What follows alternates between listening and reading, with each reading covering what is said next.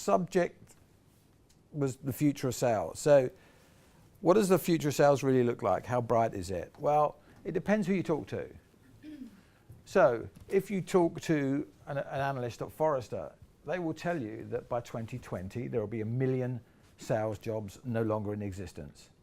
If you talk to Gartner, they will tell you by 2020, 85% of customer interactions will happen without any human intervention. So you could take the view that we're all right royally screwed. I don't happen to take that view at all. And actually, I take a view that we have never had a greater opportunity as a profession than we have now. And the reason I take that view is two things. Number one, I think we have the possibility in terms of what's going on, and some people heard me talk about this or heard me shout about this last night, the possibility to engage with an absolutely new generation of buyers and sellers in ways that are so different to what a lot of us probably in this room are used to. And secondly, we have the opportunity now to engage with technology that we can use to enable us. Okay, and so that's where my view is different. There is, for people in the room who know about technology, people familiar with Moore's Law? And so we know about Moore's Law and this idea of exponential. Well, there's a new a sort of interesting theory at the moment in the world of artificial intelligence. It's called the law of accelerating returns. And the law of accelerating returns, it simply states that because the pace of change is so fast, we are rapidly approaching what is called a point of singularity. And that point of singularity will be when biological and non-biological intelligence actually merges. Sort of like some sort of cyborg world. A bit scary. What I'm going to do is, and this theory may be true, I have no idea. But what I am going to do is probably try and balance that theory by talking about where actually we are now, or where I believe we are now. But to do that, we need to understand the challenges we face today. And I want to just raise a couple. There's clearly a different type of engagement, and people better and know more about this than me are going to talk about it later. But buying processes have changed, not only because technology has driven that, but because people buy differently now. You know, I talk about generational change. You think that 50% of the workforce is fast approaching going to be millennials. They have different concept of how they buy. They have a different concept of how they sell. And they certainly have a different concept of how they engage. It's much more social, it's much more digital, and it's much more mobile. But it changes the way we have to react to that selling. And quite frankly, and if we're honest, a lot of our sales processes and tools haven't kept up. And I'll give you some data points to support that. Secondly, we are overwhelmed with data. I wonder, wouldn't it be great just for one event, like an event for this, for the next 3 hours, if we could somehow figure a way to capture how much data is actually being transmitted in and out of this room. I think we'd all be staggered. And all of this data is getting in the way, truly getting in the way. And what we're struggling with is trying to pick out what are the true signals? What are the things that really matter? We have an industry problem. We have 5-year continuous decline in sales performance, as measured by quota attainment. These are global numbers. So in 5 years, we've gone from 63% attainment down to 53%. And I'm sure you guys are all the exception, of course. But the fact is, there is something going on. There's something going on in our profession when we're not getting it right. And the problem we face is it is a multi-dimensional challenge. It's not one thing. If it was one thing, we would have fixed it, right? We'd all love every single salesperson we work with to be super successful, wouldn't we? We all want them to crush their number. But it's not happening. We have to sort of figure out why that is. So here's a couple of thoughts. At the moment, salespeople spend on average 24% of their time researching. That's not selling, that's researching. Some will say, well, that's part of selling. Maybe it is, maybe it isn't, but it seems a lot of time. But what's really concerning, our salespeople spend 50% of their time on deals that never close. And those deals, the time they spent on there is 3.2x more than the ones that do close. So go figure, suddenly we can see why quota attainment is dropping off a cliff. because our salespeople are doing the wrong things or doing the things they think are right on their knowledge base, but clearly aren't driving them to the right outcome. So we've got to find and figure a way to change this. Now, the panacea to this, maybe a decade ago, was what? It was CRM. Put in a CRM system, you'll be fine. It will tell you how to sell. It will show you how to sell. It will give you that data on how you sell. Well, guess what? We spend a shed load of money, I almost said a bad word there, a lot of money on sales technology, CRM. But look what's happened today. Salespeople spend only 18% of their time in their CRM. What's worse, they spend 10% of their time working on their own spreadsheets. So all this idea that CRM was going to be a panacea, that it was going to be the corporate database, this font of all sales knowledge, well, clearly not, because there's a lot of salespeople building their own fonts of knowledge through spreadsheets. So we're disconnected. And suddenly, when you think about the picture of performance, it suddenly falls into place. Now add to that this idea of new generation and what people expect. And as we've seen, anyone who's been involved in technology has seen this trend, right? What happens is all technology trends essentially take root in the consumer world. And once it becomes rooted in the consumer and we get used to it in our daily lives outside work, we want to do the same thing in our work life. Well, what I see is what's happening with this new generation expectation is they want to use informed technology. Technology that makes recommendations to them. Technology that enhances their lives. And by the way, as a side note, they're prepared to give away their data in troves. This is not, I'm a little bit concerned about my PII. No. This is, I will give you any bit of data about me I want as long as I get some utility from that. And so, side note, GDPR, unenforceable. But that's my view. Well, actually, it's not a view. I spoke to 2 lawyers last night who believe it's unenforceable as well. And maybe they know better than me, I don't know. But anyway, we have our life coming into work where we're using technology to enhance, whether it's Fitbit telling us what we should be doing, and clearly I use Fitbit, telling us what we should do, and Google to get us to work, Spotify to recommend music, but we get to work and there's nothing. And after work, we use TripAdvisor to give us an idea of where we should go and eat at a restaurant. We go and buy something from Amazon which is recommending things to us, and then we use Netflix to watch our favourite shows. All of which, whether consciously or subconsciously, you're engaging in your private life with artificial intelligence. But most cases in work, that just doesn't happen. But what it should be, and this is where I believe there's a difference between where we are today and the theory of the law of accelerating returns and singularity. I believe our opportunity to become a truly amazing profession is that we need to harness technology to augment what we're doing. And it's that classic joining together science, data, and the art of selling to create completely different engagement. Why do we do it? We do it because we want to do better for our customers. There's the same outcome. We want to treat our customers in the way we would like to be treated. We want to deliver to our customers the best possible experience we can and better than anyone else. And to do that, we have to combine these things. But we need to understand behavior.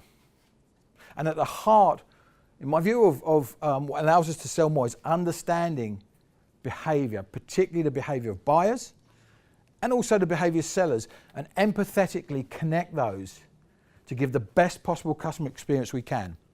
So what do we need to do this? Well, we need some sort of whizzy, smart-ish maths. We need some algorithms. Those have been around for a long time.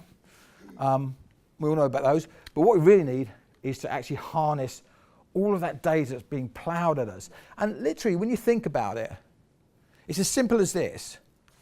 A machine is better at managing mass data than we are as human beings. And that's where we need to leverage. We need to let the machine do the graft. Let the machine, based on the algorithms that we design, give us some insights to what's happening with our customers, with our buyers, and with our sellers. And then, to make it truly impactful, we need to ingest it, insert it into the way our sellers work. There is little value in having somebody come to me a week later and say, can I just give you a detailed insight on what the world looked like last week. It's sort of interesting, but it doesn't help me sell anything this week necessarily. I need to have that immediacy and real time. So, I believe that people, when they buy, essentially have patterned behaviors. Now, I hear you internally screaming, but I'm different. I'm an individual, and of course you are. But the fact is, on observation over a long time with a lot of data, we've shown that there are patterns in the way people operate, way people perform, and particularly the way people buy. And it's that DNA that we've spent time building, looking at things that are influence buyers. Firmographic information, demographic information, geography, where they are, psychographic information. And the interesting thing about that is, I talked about this last night, I believe one of the true values of a great salesperson is to have empathy. And empathy is nothing more than how you align yourself emotionally and psychologically to your buyer. But now we have the opportunity through the use of mass data and understanding buyer behaviors to make that a reality. I think Richard said this idea about guess, making assumptions. Well, we're getting to a point where we can make informed decisions based on our skill as a seller, but also what the data actually tells us. And through that, we can understand pattern behavior. But it means it has to be based on a huge amount of data. To give you a point, it wasn't until 2006, maybe a bit earlier, that Amazon released their recommendation engine. It was at the point that they went through the 87 million unique customers, not transactions, unique customers. It was only at that point they felt they had enough data to make their insights and their recommendations meaningful. Now, you might argue that every now and again when you go onto Amazon, you get something, you think, yeah, I'm not going to buy nappies. My kids are 22 and 16. Oh, they're for me. Oh. That's a joke, by the way. But you know, every now and again, Amazon does have an ability to throw a bit of a curveball.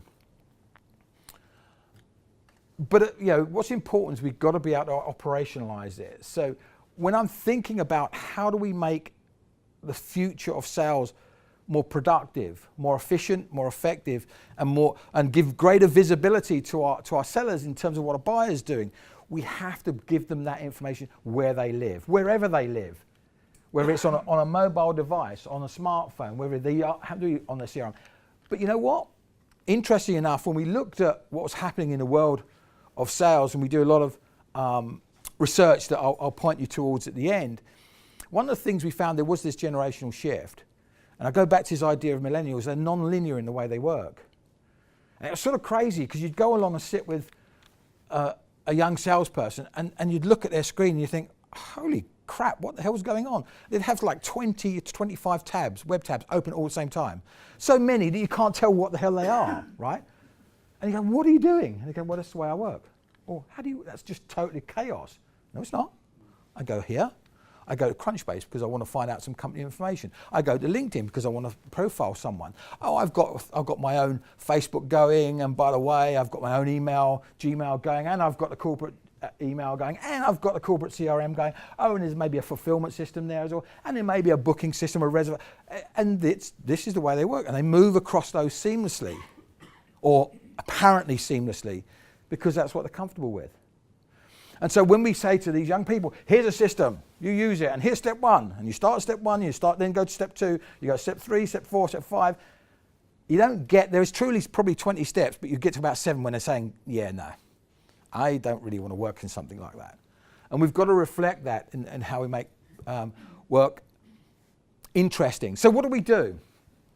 How does AI really today going to support our sellers, the future of our sellers, and make them most effective? Well, one, we've got to help them know who to sell to.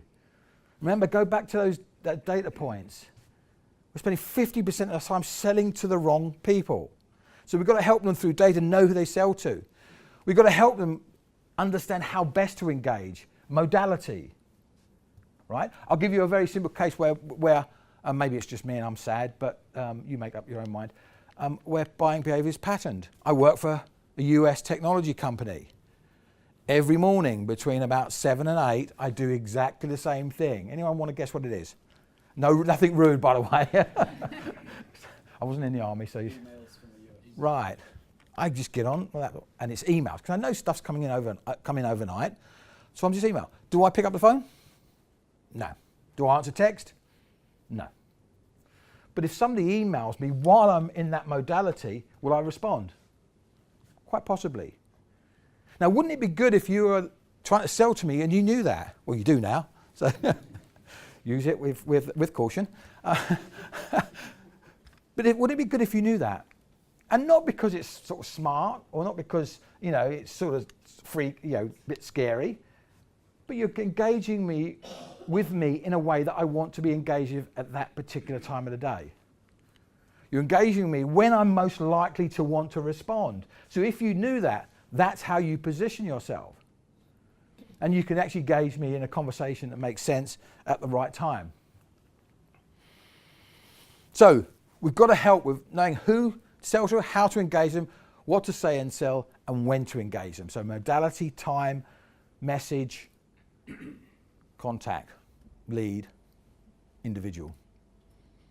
But then we need to take that step further, because the other point we're having is, how do we know when we've made that contact and we're trying to drive through the funnel, how do we know we've got the right behaviors? How do we know we're spending our time on the right thing? And again, go back to that stat. 50% on the wrong deals, but they take 3.2x more time. We are killing our salespeople by not helping them. We're killing them to the extent of 53%. So we need to help them understand through data what deals to focus on. And I always think of this as a simple series of signals. There are characteristics of a good deal and there are characteristics of a bad deal. So I'm going to go off piste a moment. So 3 characteristics of a bad deal. Anyone who's had how many, sorry, I should have checked. How many here are sales managers? So you have reps working for you, or have had reps working for you? Okay. How many times have you done like a deal review or a forecast call, and the rep's got the deal forecast for the month or the quarter, depending on how you cycle? And you look at it, and you've both got maybe the CRM up, and you've got he's done out his deal review sheet, and it's perfect. And you look at it, and you say, you know, this close date you've got in there, I'm just looking, I know it's been pushed 24 times. I'm just looking at it, and you know, you've got Joe as your one contact. Oh yeah, Joe, great guy. Golfing buddy. Get it done, no problem. So does he hold a budget? I don't know. Right? And the point I'm making, we have to be able to see through a natural bias that our salespeople have. People are optimistic. People are pessimistic. Some people you just can't figure out. But the fact is, we've got to augment that by saying, I want to ask my rep, I want to understand, but I also want to ask the data. And I want to marry the two to help me understand what I should be doing, when I should be doing it, and how I should be helping my sales rep know what deals to focus on, really know when that deal is going to win, and know when it's going to close, and know what to do to get it there. And some of those things are really obvious. Some of those things are born in our experience of being sales managers and doing deal reviews and forecasts. Some not so. Some not so. And you know, it's things like, how many times is the deal pushed? How many times has the product configuration of that deal changed? What's the growth in number of contacts in that account? How many times have they been contacted, in what modality, and when, and what was the outcome? All of those things, at the moment, in most cases, and you can correct me if I'm wrong, in most cases, we ask the rep that. And the rep knows some of it, and if it's a long deal cycle, they've forgotten a lot of it. But we don't necessarily ask the data. And really the outcome of this is to look at then how we use that to predict how our business is going to look against what our reps are actually saying. And then we use that in the final step of this process. We use the data to benchmark, to monitor, to measure, and to course correct. And what we're doing here is not replacing salespeople. What we're doing is augmenting that salesperson and giving them a greater chance, fundamentally, of success. So we believe at InsideSales there's an AI sales transformation. It's a journey. I will tell you, there is no organization on the planet that somebody went into work on Monday and said, do you know what would be a good idea? We'll have artificial intelligence for our entire business. We'll know everything tomorrow. Turn it on. It doesn't happen that way. It simply doesn't happen that way. Because ultimately, we have to be able to work through a number of key principles. Number one is we have to establish a baseline of visibility. What do we know about our business? It is frightening. A number of organizations I've met that actually don't know some very basic things about their business. And it is a bit like it's more hope than judgment. I hope we'll do the number for. Where's the number coming from? Well, yeah, be a bit here, but here's that fact. Worldwide study we did, we found that if you looked at reps forecasting and over a quarter, at the beginning of the quarter to the end of the quarter, 20% accuracy. That doesn't mean they only did 20% of their quota. It just means 20% of what they said they were going to do at core actually ended up being done. So if things come in, things drop out. But that level of accuracy at the beginning of a period is sort of frightening. And we've got to help them by giving that visibility. Then we've got to help them be more productive and effective. What can we give them that does work for them? I really want to focus on that 24, 25%, whatever it is, time we spent research. I want to push information, the right information to the sales rep, not have them go and search for it. I want to push the right information to the rep. I always give a quote talk about what's really good data. And my examples are always, I have some skepticism about LinkedIn and Facebook. Not because they're not good platforms, they're amazingly successful. But how many times have you gone onto LinkedIn and looked at someone you know and looked at their profile and thought, they're global head of global, in global corp, global? Okay, they must have changed jobs because this guy works in Slough.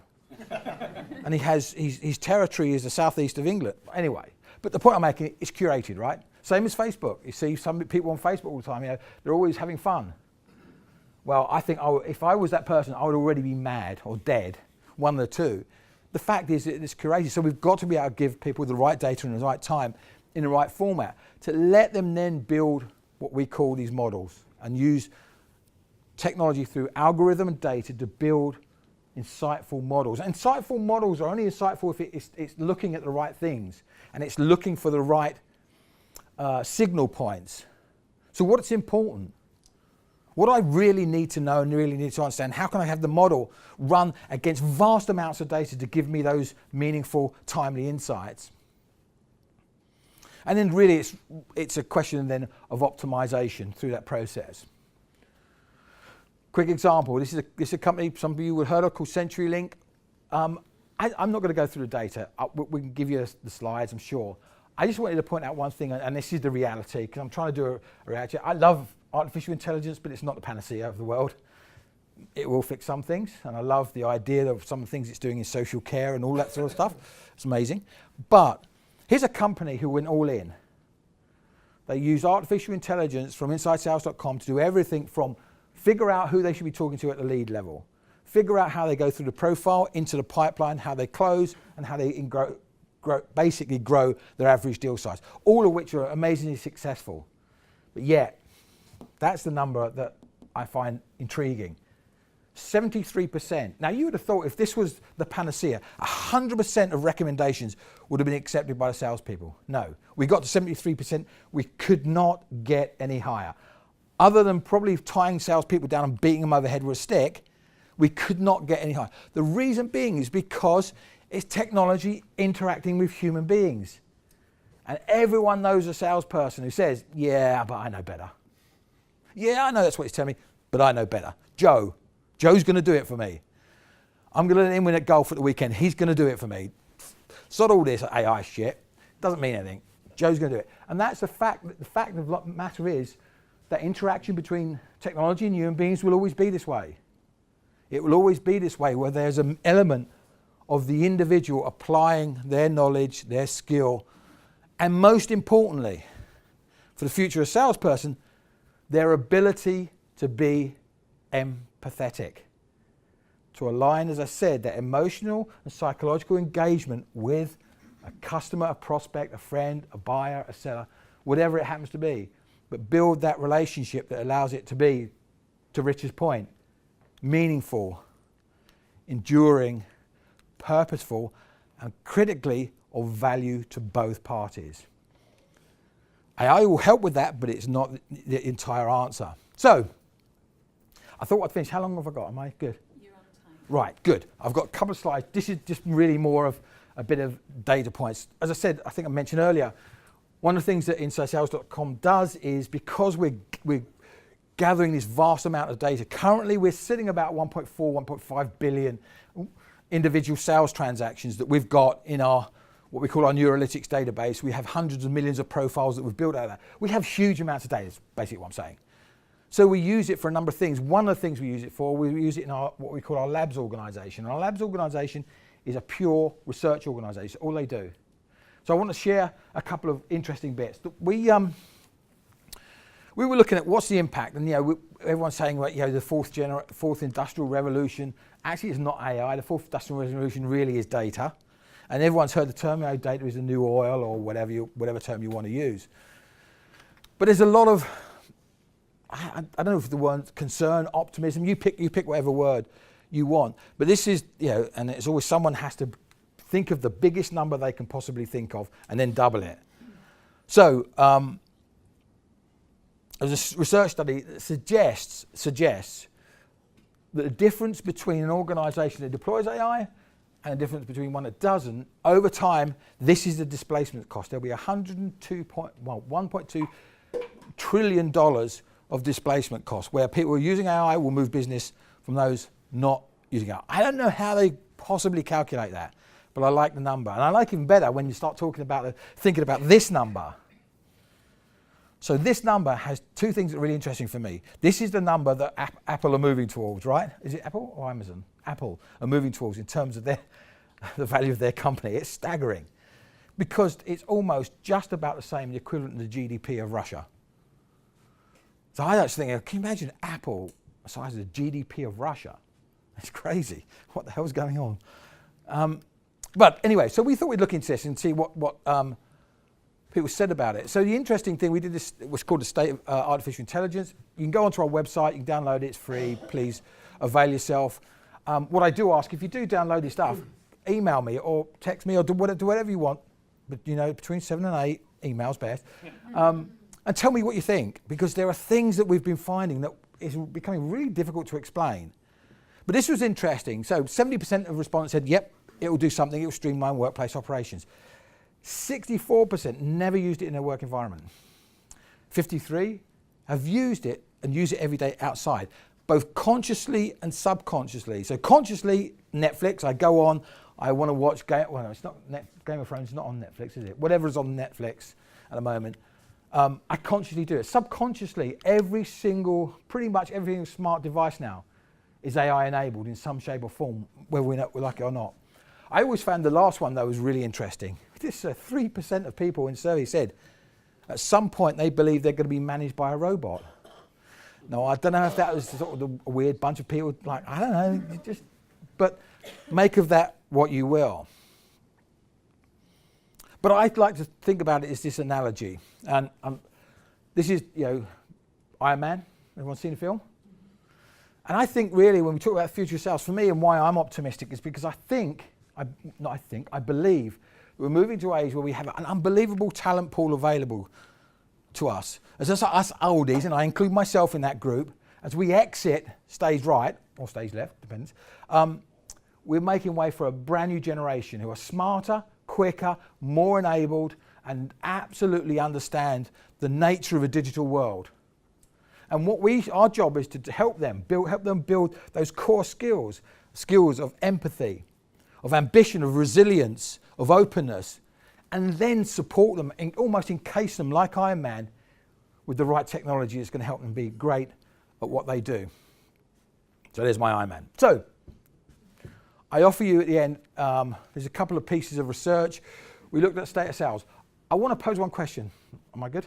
Okay. So and it's not because of the name of our company. We suffer from we're one of those companies that suffer from, we've outgrew our name some while ago, unfortunately, but once you spend so much on brand, it's like a real pain in the arse to then go and change it all. And we're a skinflint company anyway, so we're not going to spend any money. But we did our contention when we did this latest study of state of sales, And it was a global study partnered with APS, thank you very much. We looked at a couple of things, and one of our opening contentions was we were seeing over the past probably 3 years of doing studies like this, that the balance between what's typically inside sales and field sales, the balance was shifting. And it was shifting in favour of inside sales. And our thesis was this. One is products are commoditizing very, very quickly. You have to sell them in a different way. Buyers are changing, and they're more open to different ways of engagement, different uses of technology to engage, distance engagement. And of course, with e-commerce, the rise of e-commerce, they're actually used now for a frictionless relationship with no human at all. They can go on, they can see, try, buy, all the way through to engagement. So we assumed that that was partly what was driving that trend. The interesting thing for us is that has come to a juddering halt for some reason. So that trend that was shifting towards inside sales has stopped and sort of balanced out. Now it's somewhere between 40, 60, 60, 40, depending on where you are on the globe. But here's the thing that really got my head scratching.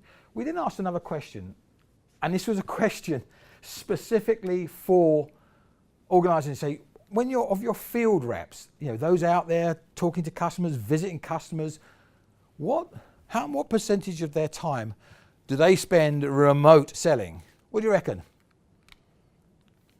Any ideas? It's in the report, so you can get it all.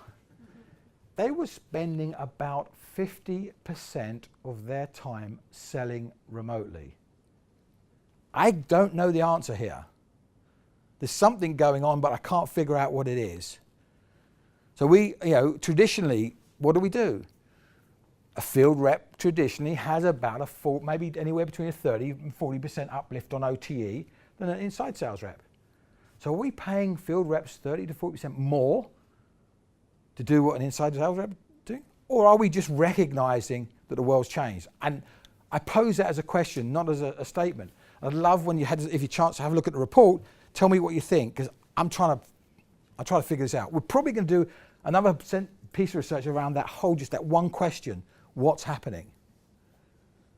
But I'll leave you with that, and I'll leave you with, please help yourself to our research. Thanks.